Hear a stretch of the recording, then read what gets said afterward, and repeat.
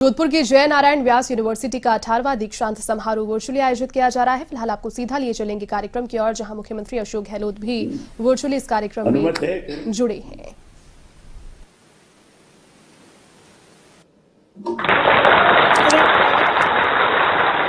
Shri Kalraj Mishra ji virtually laying the foundation of Constitution Park.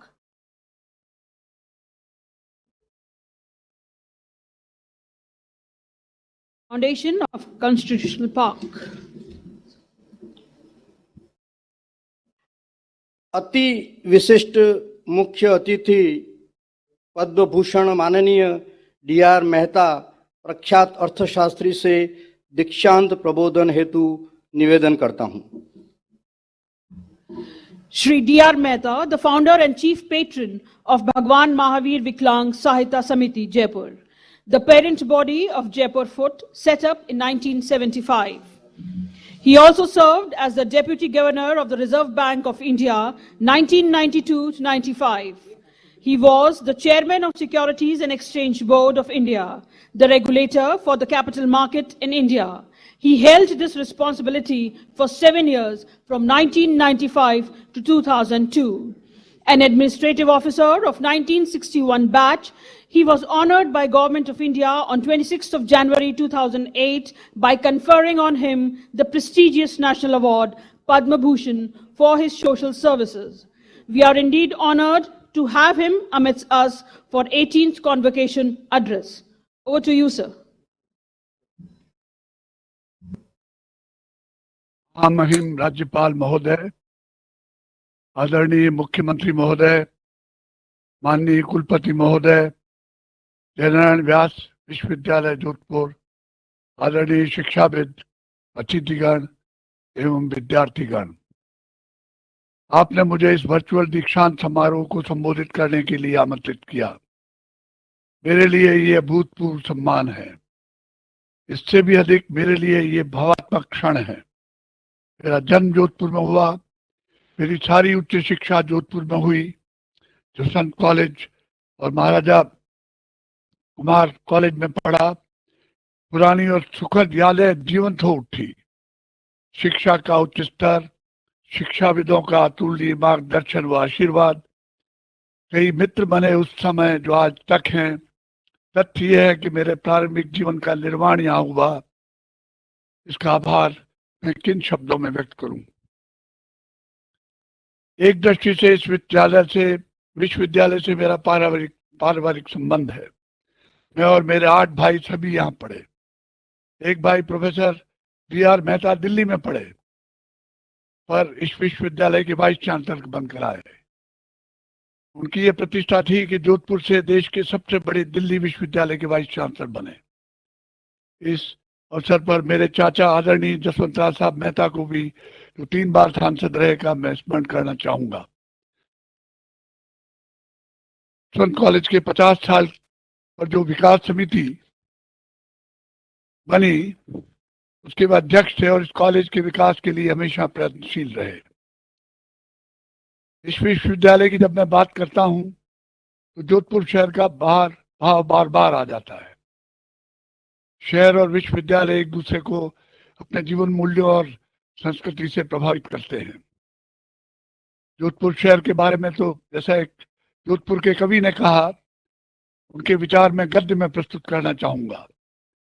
Jodhpur का व्यक्ति यहाँ से पलायन तो कर सकता है, और जोधपुरियत उससे कभी पलायन नहीं कर सकती। दशक पहले नया विश्वविद्यालय बन गया। इस विश्वविद्यालय का सौभाग्य है कि आगे चलकर इसका नामकरण हुआ जय नारायण व्यास विश्वविद्यालय जोधपुर। जय नारायण व्यास एक प्रमुख स्वतंत्रता सेनानी थे। उनका त्याग और तपस्या अनुकरणीय थी। उनकी ईमानदारी भी वंदनीय। इस विश्वविद्यालय में अंतर्राष्ट्रीय व राष्ट्रीय स्तर के कई शिक्षाविद आए। कई विद्यार्थियों ने देश और विदेशों में अपने उत्कृष्ट योगदानों से विश्वविद्यालय की प्रतिष्ठा बढ़ाई। भारत के पश्चिमी सीमा प्रति क्षेत्र में उच्च शिक्षा का एक प्रमुख स्रोत है। इस संस्था को भी नमन। इस विश्वविद्यालय का कर चुकी है।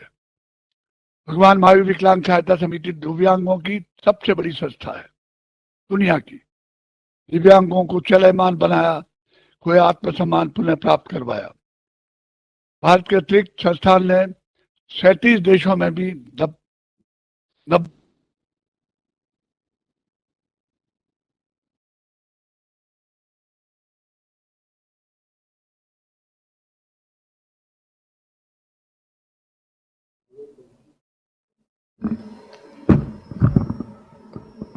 आवासीय मंच में कुछ तकनीकी कमी के कारण जुड़ नहीं पा रहे हैं। इसी बीच प्रदेश के यशस्वी मुख्यमंत्री श्रीमान अशोक गहलोत साहब हमारे साथ आवासीय मंच में विराजमान है। मुख्यमंत्री महोदय का स्वागत। साथ में हमारे बीच शहर विधायिका मनीषा जी भी मौजूद है। मैं विधायक महोदय का भी स्वागत करना चाहता हूं। उच्च शिक्षा मंत्री श्रीमान राजेंद्र जी यादव साहब भी जुड़ चुके हैं। निवेदन, जियो मरुस्थल में रंगीन गुल खिल गए, जियो समुंदर में भटकों को तट मिल गए, हमको सानिध्य ऐसा मिला आपका, जैसे सबरी को उसके प्रभु मिल गए, जैसे सबरी को उसके प्रभु मिल गए।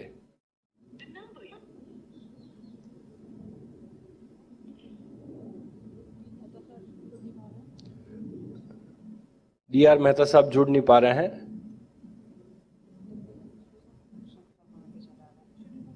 तकनीकी कमी के कारण मैं कुलपति महोदय से निवेदन करता हूं आगे की कार्रवाई हेतु।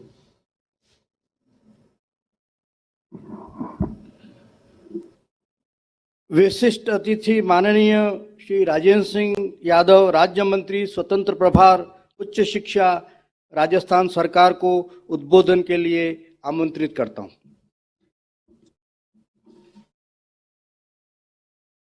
जयनारायण व्यास विश्वविद्यालय के 18वें दीक्षांत समारोह के अध्यक्ष माननीय राज्यपाल महोदय एवं कुलाधिपति श्रीमान कलराज मिश्र जी, मुख्य अतिथि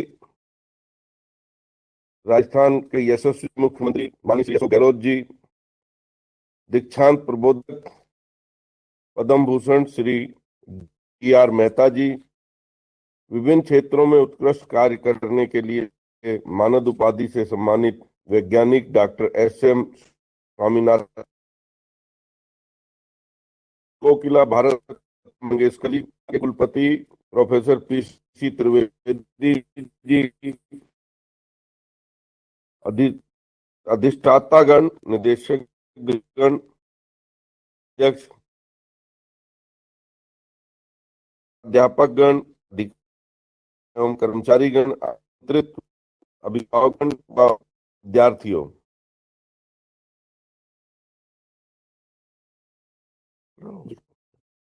विश्वविद्यालय के 18वें दीक्षांत समारोह के अवसर पर मैं विश्वविद्यालय परिवार को बधाई देता हूं और उन सभी छात्र छात्राओं को मेरी ओर से शुभकामनाएं देता हूं जिन्होंने परिश्रम पूर्वक प्राप्त की है और आज के इस समारोह में जिन्हें स्वर्ण पदक और उपाधियां प्रदान की गई हैं। मुझे यह कहने में भी प्रसन्नता है कि अनुभूति हो रही है कि जयनारायण व्यास विश्वविद्यालय, जो तत्कालीन जोधपुर विश्वविद्यालय के रूप में जाना जाता था, इसकी स्थापना 14 जुलाई 1962 को हुई थी। 24 अगस्त 1962 को हमारे देश के तत्कालीन राष्ट्रपति डॉक्टर सर्वपल्ली राधाकृष्णन, जो स्वयं एक महान शिक्षाविद थे, उन्होंने इस विश्वविद्यालय का औपचारिक रूप से उद्घाटन किया तथा उस समय उपस्थित शिक्षाविदों के माध्यम एवं शैक्षणिक उद्देश्यों प्राप्त किया था। उनकी यह भावना थी कि यह विश्वविद्यालय उत्कृष्ट शिक्षा एवं शोध का एक महनीय केंद्र बने। इस विश्वविद्यालय की स्थापना से लेकर आज तक के कुलपतियों ने विश्वविद्यालय में शैक्षणिक व उन्नयन का वातावरण तैयार कर इस विश्वविद्यालय का नाम अंतर्राष्ट्रीय पटल पर पहुंचाया। विश्वविद्यालय उन सबका आभारी है।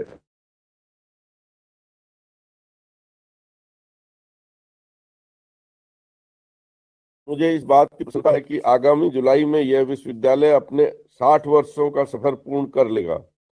60 वर्षों के इस यात्रा में विश्वविद्यालय के शोध के क्षेत्र में कई मानक स्थापित किए हैं तथा उम्मीद है कि आगे भी अपने नवाचारों द्वारा देश और समाज को मार्ग प्रशस्त करेगा। इस समय जयनारायण व्यास विश्वविद्यालय पर मुक्त है स्थान के लोगों के जीवन में परिवर्तन लाने तथा देश पश्चिमी भूभाग पर शिक्षा का विस्तार और सामाजिक, आर्थिक एवं वैज्ञानिक प्रगति को स्थापित करने की जरूरत है। इसके साथ शिक्षण और अनुसंधान के उच्च अंकों को स्थापित करने का दायित्व है, जिसके लिए यहाँ के शिक्षक उच्चतर शोध द्वारा नई दिशा प्रदान कर रहे हैं।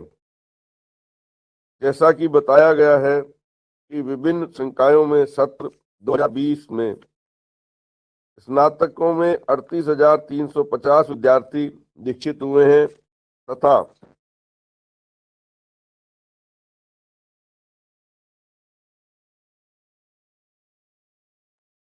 स्नातकोत्तर में 5,981 विद्यार्थी दीक्षित हुए हैं तथा कुल 151 विद्यार्थियों को PhD उपाधि प्रदान की गई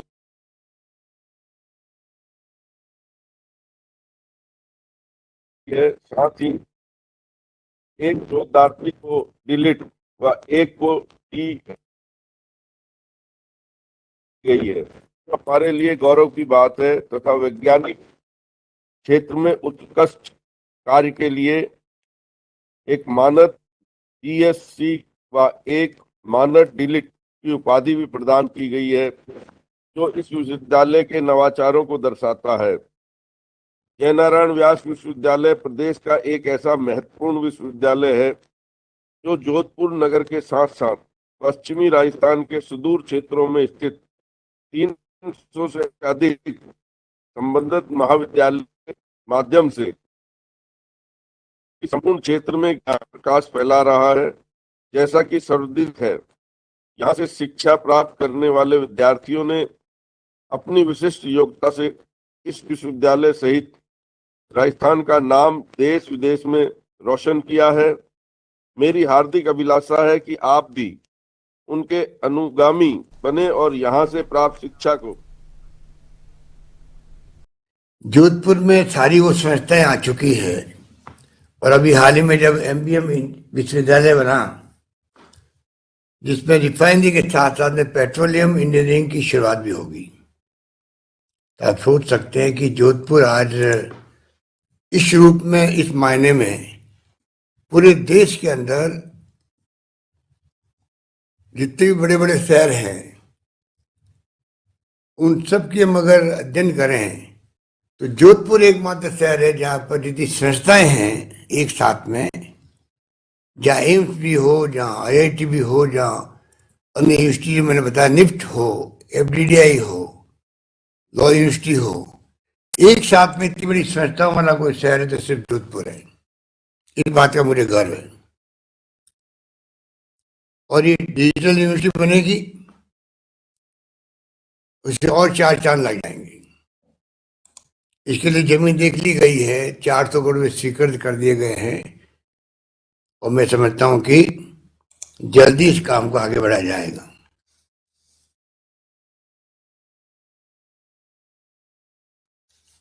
इस मौके पर मैं कहना चाहूंगा, पंडित नेहरू की जो सोच थी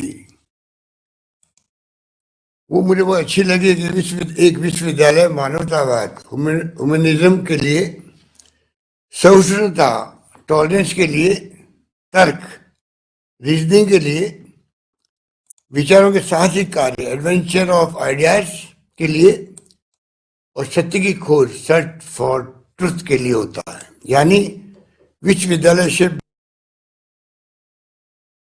डिग्री पाने एवं नौकरी पाने का स्थान नहीं, खुद के विकास करने का स्थान है। इस पूरे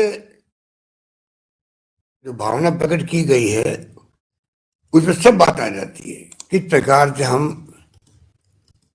अच्छे इंसान, अच्छा मानव संसाधन बना सकते हैं विश्वविद्यालयों के थ्रू माध्यम से।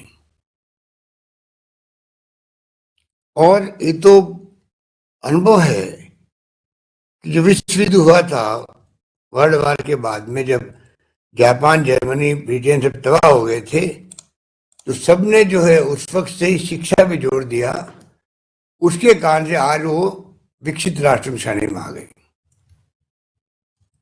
राजस्थान में भी हमने तय किया किस प्रकार हम लोग शिक्षा को महत्व देंगे, इसीलिए एक के बाद एक यूनिवर्सिटी खुलती जा रही है। राजस्थान के अंदर मेडिकल कॉलेज हर जिले में खुली जा रही है। कॉलेज अभी हमने 2 साल में 123 कॉलेज खोली हमने, नहीं 33 गर्ल्स कॉलेज खोली। और अभी हमने कहा है कि जहाँ 500 छात्राएं होगी पूरे स्कूल को कॉलेज बना दिया जाएगा। इस रूप में हम लोग राजस्थान में ट्रिपल आईटी हो, आईआईएम उदयपुर में है, ट्रिपल आईटी कोटा के अंदर है, अलग अलग अनुसंधान संस्थाएं खुल रही है। मेडिकल के अंदर भी बायोलॉजी लैब खुल रही है। जो पूना और कलकत्ता की जो लैब है, उन दोनों को मिला करके बहुत शानदार इंस्टीट्यूट खड़ी हो रही है जयपुर के अंदर, जिससे कि कैसी भी महामारी आए, कैसी स्थिति बने, तब भी हम लोग समय रहते हुए हमें सैंपल पूना और कलकत्ता नहीं भेजना पड़े, वो स्थिति हम पैदा कर रहे हैं। इसलिए मैं इस मुबारक मौके पर जब हमारे मामई महोदय ने जो अभी सम्मान किया है डॉक्टर एम.एस. स्वामीनाथन साहब का, इनकी इंस्टीट्यूट, इनकी संस्थान बनी हुई है चेन्नई के अंदर, मुझे 20 साल पहले ले गए थे ये स्वामीनाथन साहब। मैंने विजिट किया था संस्थान को चेन्नई के अंदर। सुश्री लता मंगेशकर जी अभी अस्पताल में भर्ती है, वहाँ पर सब जानते हैं। मैं अपनी ओर से, आप सबकी ओर से, पूरे प्रदेशवासियों की ओर से उनके उत्तम स्वास्थ्य की कामना करता हूँ, शीघ्र ही स्वास्थ्य लाभ करें। आज बहुत ही ऐतिहासिक काम किया है डॉक्टर त्रिवेदी ने और इनके पूरे जयनारायण व्यास विश्वविद्यालय परिवार ने, कि आपने 2 महान हस्तियों को, doctor M S. Swaminathan green revolution और सुश्री लता मंगेशकर जिसने देश का नाम मान सम्मान पूरी विश्व में बढ़ाया है, ऐसी महान हस्तियों का आपने सम्मान करने का काम किया। मुझे पूरा विश्वास है कि आने वाले वक्त के अंदर राजस्थान और ज़्यादा तरक्की करे, क्योंकि कोई जमाना था जब रेगिस्तान और अकाल सूखे की स्थिति मानी जाती थी, यहाँ पर पिछड़ा हुआ राज्य माना जाता था। आज वो स्थिति नहीं है। आज सभी क्षेत्रों में राजस्थान ने प्रगति की है, चाहे वो शिक्षा हो, स्वास्थ्य सेवाएं हो। स्वास्थ्य सेवाओं के लिए हमने फ्री मेडिसिन, फ्री जांचें और चिरंजीवी योजना के माध्यम से 5 लाख तक की कैशलेस इलाज की सुविधा पूरे प्रदेशवासियों को देना, एक के बाद एक हम लोगों ने उस पर तरक्की की। और जैसा मैंने कहा कि 33 में 30 जिले के अंदर मेडिकल कॉलेज खुलने जा रही है, काम शुरू हो गया है, बिल्डिंग बनने लग गई है। इस प्रकार से राजस्थान में आपकी तमाम वो सुविधाएं आने वाले वक्त में और ज्यादा बनेगी। शिक्षा को लेके भी, जैसे मैंने कहा कि गर्ल्स कॉलेज को हम घोषित करने जा रहे हैं, जहाँ 500 विद्यार्थी हैं, छात्राएं हैं। इस रूप में हमने इन काम को हाथ में लिया है और मैं समझता हूं कि 200 बच्चों को हम लोग विदेश भेजने के लिए सारा खर्चा सरकार उठाएगी, ये भी हमने फैसला किया है राजस्थान के अंदर, पिछले बजट में घोषणा कर चुकी है। कोचिंग क्लासेज बच्चों के लिए हो, वो काम हमने शुरू किया है। तो विश्वविद्यालय तभी आगे बढ़ पाएंगे तब उनको कॉलेज के माध्यम से, स्कूल के माध्यम से अच्छे विद्यार्थी मिले, जिनका अपना सपना हो देश के लिए, प्रदेश के लिए। यहाँ कजरी भी है राजस्थान के जोधपुर के अंदर, काजरी की बड़ी संस्थान अपना आप में महत्व रखती है। आफरी है, डेजर्ट मेडिसिन सेंटर है, सारी संस्थाएं जो एक प्रकार से कहना चाहिए कि प्रतिष्ठित है देश के लिए, वो तमाम संस्थाएं आज आपको जोधपुर मिलेगी। इसलिए मुझे खुशी है कि इस माहौल के अंदर हम बैठे हुए हैं और जोधपुर विश्वविद्यालय जयनारायण व्यास जी के नाम का बड़ी मुश्किल से नामांकन हो पाया था उस वक्त में भी, जब इसका नामांकन प्रस्ताव हुआ। और श्री राजस्थान जयनारायण व्यास के बारे में क्या कहें, जोधपुर ने मुख्यमंत्री दिए हैं जयनारायण व्यास, बरकत खान साहब, और मुझे भी आप सबके आशीर्वाद से अवसर मिला तीसरी बार मुख्यमंत्री के रूप में काम करने का। इस मुबारक मौके पर मैं डॉक्टर पीजी त्रिवेदी जी को, कुलपति और तमाम इनके इस विश्वविद्यालय परिवार के तमाम सरकारी कर्मचारियों को भी और जो इनके फैकल्टी मेंबर्स को भी, पूरे परिवार को बहुत बहुत बधाई देता हूं और इस बात के लिए धन्यवाद देता हूं कि मुझे भी अवसर दिया इस मौके पर आप लोगों के बीच में आने का, दो बातें कहने का। और इस बात को कहते मैं अपनी बात समाप्त करूंगा कि इस विश्वविद्यालय में बड़े बड़े नामचीन प्रोफेसर आ चुके हैं। डॉक्टर नामवर सिंह जी यहाँ आए, प्रोफेसर अलग थे यहाँ पर, प्रोफेसर योगेंद्र सिंह, प्रोफेसर अज्ञे जैसे महान हस्ती, professor Aditya, professor Dhirashri, professor L Rathore साहब और वीवी जॉन। न्यू कैंपस जो बना है जोधपुर यूनिवर्सिटी में, वो उनकी देन थी, हम कैसे बोल सकते हैं। यही बात कहता है मैं अपनी बात समाप्त करता हूँ। आप सबको बहुत बहुत बधाई, धन्यवाद।